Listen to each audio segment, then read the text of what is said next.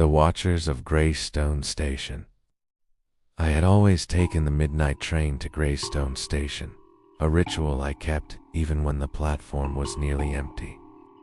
Tonight, the air smelled faintly of iron and old oil, the fluorescent lights flickering intermittently above. As the train screeched to a halt, I noticed a man standing far down the platform, perfectly still, as if waiting for someone who would never arrive. His shadow stretched long, blending into the dark corners. I boarded, choosing the last car.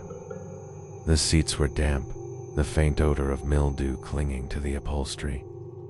I dropped my bag and felt the subtle vibration beneath my feet, the hum of the train doors locking. Across from me, a newspaper lay unfolded on the seat.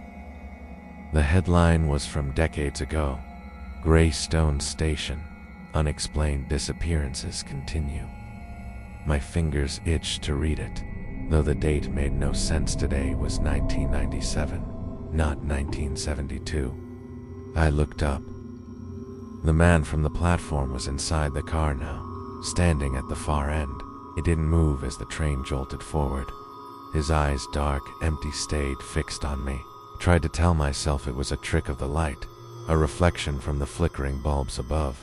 Yet every few seconds, his stance shifted slightly, a movement almost too deliberate, almost too human. At the next stop, a handful of passengers boarded.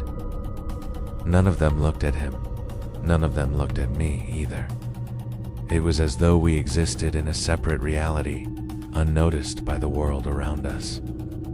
I pulled out my phone to check the time, but the screen glitched.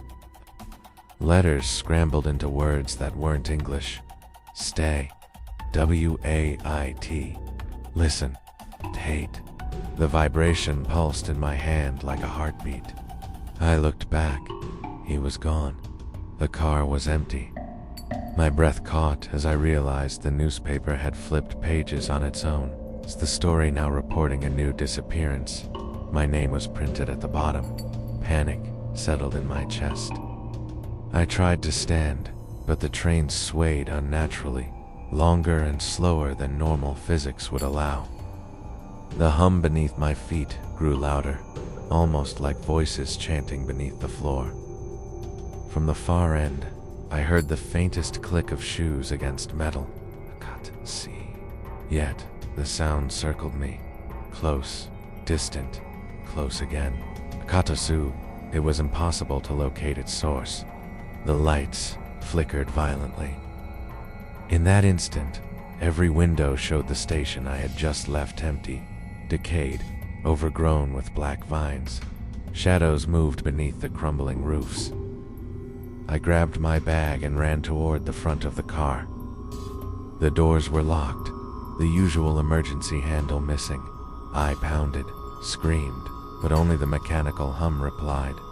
A voice came over the intercom. Soft, slow, deliberate. You are here because you were waiting. My stomach dropped. It was my voice. I recognized it instantly. It covered my ears, but it continued, echoing. We are all waiting. Waiting for the next one to see. The words warped into static, then silence. The seats around me began to twist. Subtle at first, legs stretching impossibly long, upholstery wrinkling like skin. I felt eyes on the back of my neck. Dozens, hundreds, invisible yet heavy. A small tablet fell from the ceiling, landing at my feet. The screen displayed a train schedule. My schedule, but every departure listed a different century. Some trains never arrived. I picked it up. A video played. It was me, sitting here moments ago, staring at the empty car, blinking in confusion. But in the background, dozens of figures stood, watching, never moving. The train slowed without warning, doors opening into nothingness. No platform, no station, only black fog curling like smoke into the cars. Stepped toward it and felt gravity twist beneath me. Hands grabbed my shoulders, icy and dry. I spun. No one was there, yet the pressure lingered.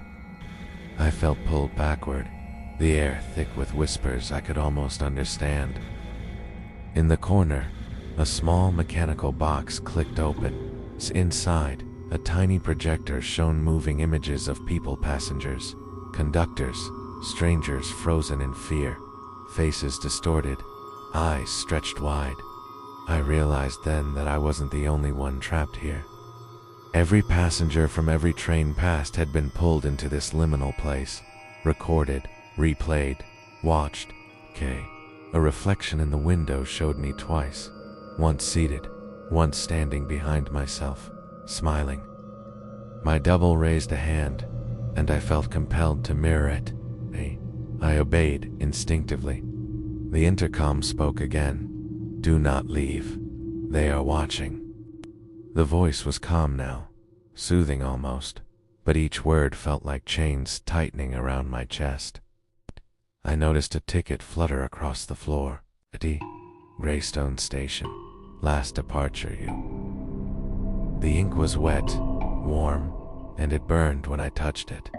I ran toward the end of the car, desperate. The floor bent like water beneath my feet, the walls leaning inward, whispering my fears aloud. Every step echoed like thunder in a canyon. Outside, the fog coiled into shapes, figures with long limbs. Heads too large, moving impossibly fast, watching me with gleaming, featureless eyes. I grabbed a pole for support, swinging around. Nothing hit me, but I felt a push in my mind, a suggestion to turn around. I didn't want to, but I obeyed. My reflection was gone. In its place, dozens of faint shadows crouched, shifting, waiting. I couldn't move. I couldn't scream. No. The train jolted forward, faster than possible. The fog began to clear, revealing a platform beneath me, but it wasn't greystone. It was a mirror of my world, but older, darker, and still filled with watchers. The intercom whispered one last time, "Do not leave. You will return." Leah returned. The train vanished beneath my feet, leaving only the echo of its whistle and my own terrified heartbeat. I woke on the platform hours later, alone. The newspaper at my feet had changed again my face, smiling, staring back. I still hear them sometimes, in every crowd, every mirror. Watching, waiting. I had been driving through the mountains for hours, the fog, thick and white, swallowing the road ahead. The headlights barely cut through the mist, and every tree along the roadside looked like it could reach out and grab me. The small town of Black Hollow appeared suddenly, its single main street empty and slick with rain. The signs were faded, peeling, and the streetlights flickered in a slow, uneven rhythm. I pulled over, unsure why I felt drawn here tonight. Inside, the only diner still open, the smell of fried food and cigarette smoke clung to everything. A man at the counter looked up at me with eyes too dark to read, nodded once, then went back to his coffee as if I hadn't entered. I sat and some were recent, some decades old.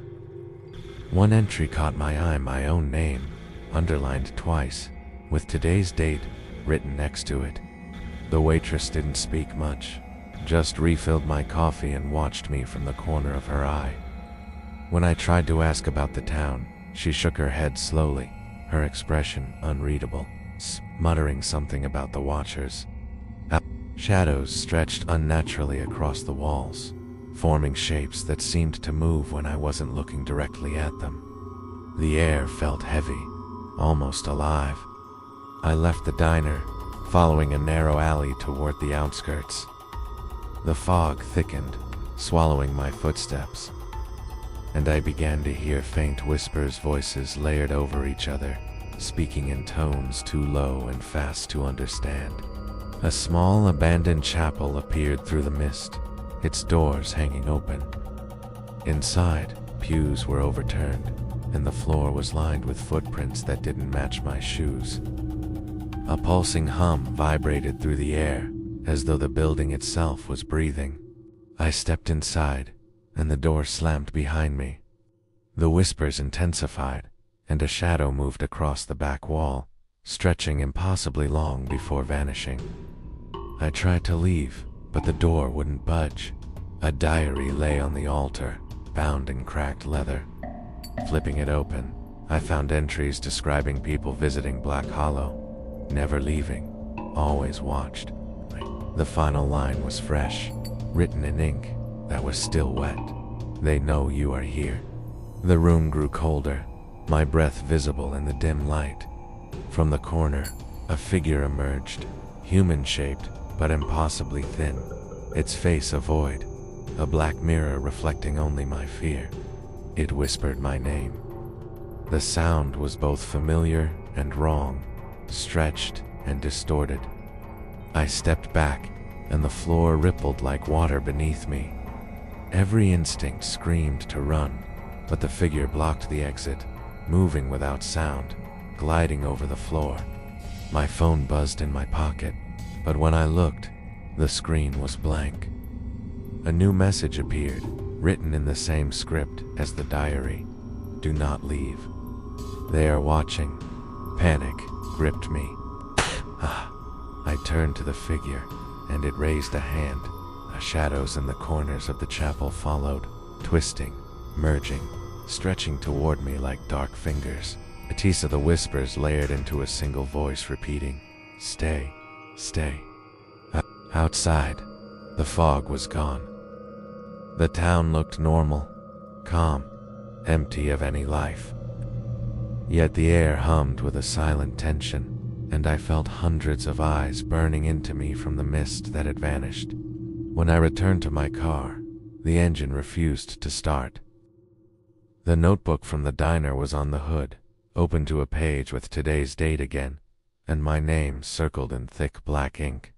I drove away, but the feeling didn't leave. Every shadow in the rearview mirror seemed heavier, every roadside tree slightly too still, to knowing. I knew I had been marked, watched, and that Black Hollow would not let me forget.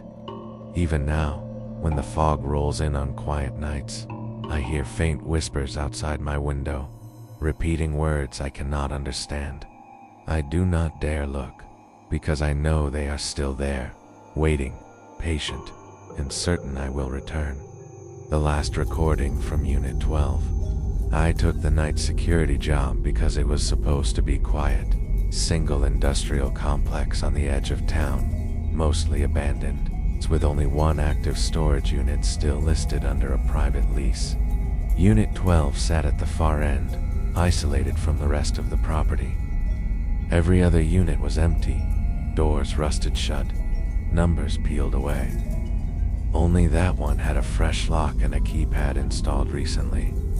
The first night passed without incident. Just the hum of fluorescent lights and the soft buzz of cameras cycling through feeds. I barely moved from the desk, scrolling through footage that showed nothing but empty corridors and concrete walls. At 1:17 a.m., the camera inside Unit 12 flickered. Not static, just a single skipped frame, like something passed too close to the lens. I rewound it 3 times. The frame showed a shadow against the back wall that hadn't been there before. When the feed resumed, the shadow was gone. I logged it as a glitch and moved on. Old buildings did that. I told myself not to read into it. The next night, the keypad to Unit 12 lit up on its own. A code entered. No door opened. It's just the soft beep of activation, echoing faintly through the hallway speakers. The camera feed inside the unit showed stacked shelves and tarped shapes I hadn't noticed before. They looked wrong somehow, uneven, like they had settled differently since the last time I checked. At 2:03 a.m., the audio channel picked something up. Breathing, slow, controlled, too close to the microphone to be coming from outside the unit. I switched cameras. The hallway was empty, no movement, no heat signature. But the breathing continued, synced perfectly with the subtle rise and fall of one of the tarp shapes. I should have called it in. Instead, I watched. A few minutes later, the breathing stopped, placed by a faint clicking sound, rhythmic, mechanical, like a recorder being rewound. The camera zoomed in automatically, something it wasn't programmed to do. The tarp shifted slightly, revealing a pale surface beneath. Skin, human skin. The feed cut to black. When it came back, the inside of Unit 12 was empty. No shelves, no tarps, just a single chair facing the camera. On the chair sat a handheld recorder. The audio channel crackled to life. A voice played through the speakers, calm and measured. My voice. I took the night job because it was supposed to be quiet. I stood up so fast, my chair tipped over. My throat tightened as the recording continued, describing things I hadn't done yet, camera glitches, breathing sounds, the tarp. It ended with a sentence that made my hands shake. If you're hearing this, you're already too late. The hallway lights flickered. Cade, the door to Unit 12, slid open slowly, revealing a room that didn't match the camera feed anymore. A tase.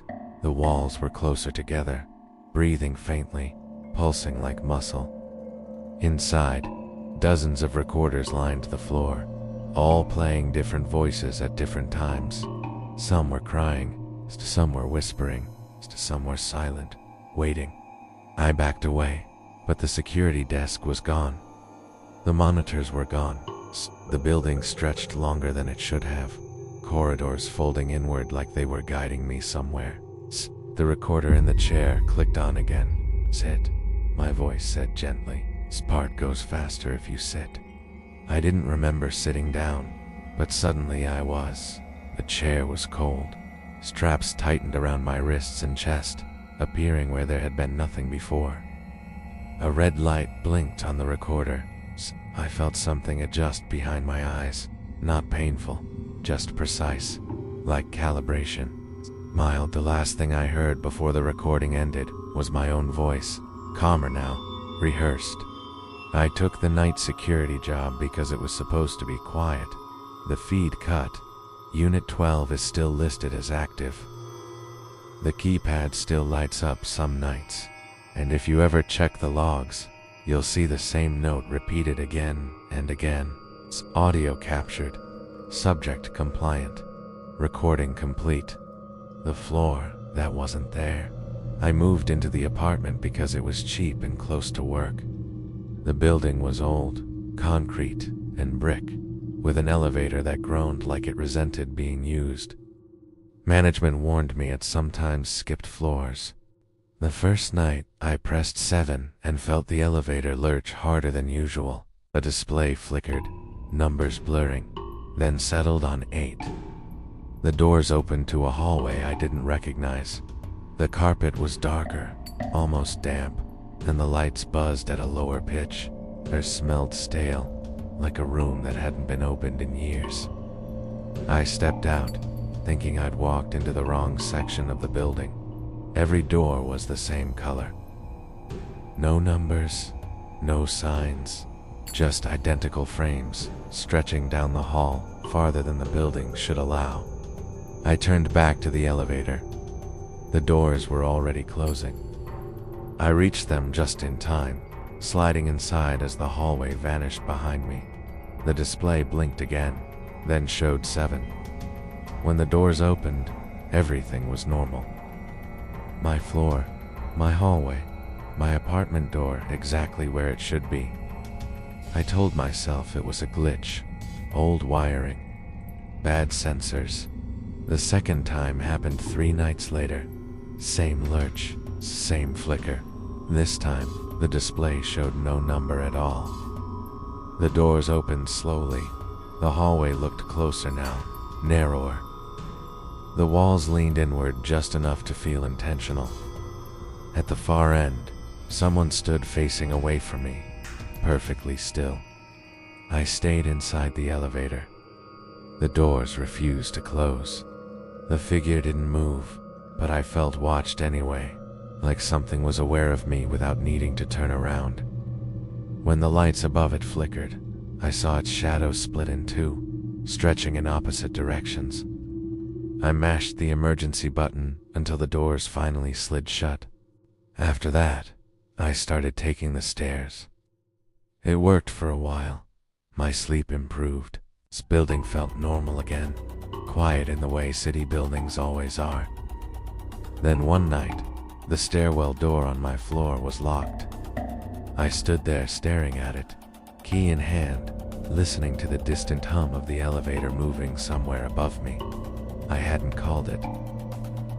The call button lit up on its own. I didn't press it. I backed away, heart pounding, but the elevator arrived anyway. The doors opened with a soft chime that felt almost polite. Inside, the walls were covered in scratches, layered on top of each other like tally marks. The display flickered between numbers too fast to read, while I stayed frozen in the hallway. A voice came from inside the elevator, low and calm. It's not distorted, not threatening. It's faster if you stop resisting. The doors began to close. I stepped inside without meaning to. The elevator dropped instead of rising, my stomach lifting as the numbers vanished entirely. The lights dimmed, then stabilized. When the doors opened, the hallway was waiting. This time, the figure at the end was facing me. It looked like me. Same height, same clothes, same tired expression. Except its eyes were slightly wrong, unfocused, like it was looking through me instead of at me. It smiled when I didn't move. "I was hoping you'd come back," it said, speaking with my voice. They don't like when the floors go empty." I tried to scream, but the sound stayed trapped in my chest. The hallway behind it filled with shapes, half-formed silhouettes, standing too close together, all watching. My double stepped aside, gesturing down the hall. "That's your door now." I felt the elevator push me forward, gentle but firm. The doors slid shut behind me, sealing off the only way back. The hallway lights brightened. The doors gained numbers. Everything rearranged itself to look normal again. From the outside, I know it must look like I just moved in. Sometimes, late at night, I hear the elevator stop on a floor that doesn't exist anymore. I hear someone hesitate. I hear the doors open, and I wait, hoping this time they'll step inside.